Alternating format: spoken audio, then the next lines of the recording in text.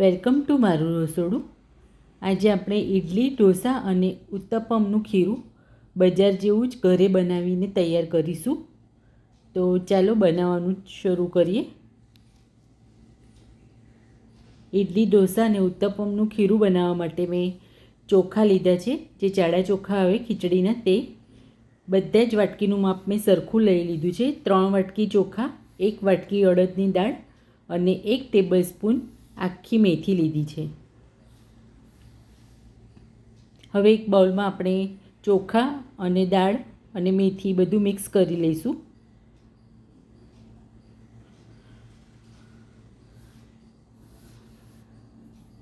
આ રીતથી બધું મિક્સ કરીને લઈ લઈશું. મેથી પણ અંદર ઉમેરી દઈશું અને આમાં પાણી ઉમેરીને બરાબર પહેલાં ધોઈ લઈશું. આ રીતથી મેં ધોઈને લઈ લીધું છે. હવે દાળને ચોખા ડૂબે એટલું પાણી ઉમેરવાનું છે, જેથી સારી રીતથી પલળે.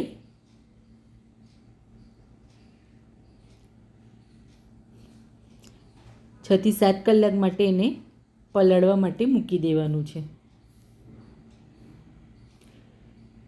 6 થી 7 કલાક પછી આવી રીતે દાળ અને ચોખા પલળીને તૈયાર થયા છે. હવે આ જે પાણી છે એને આપણે નીકાળી દઈશું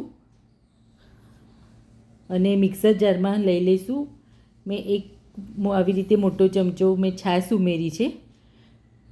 હવે આપણે આને એકદમ બારીક પીસી લઈશું.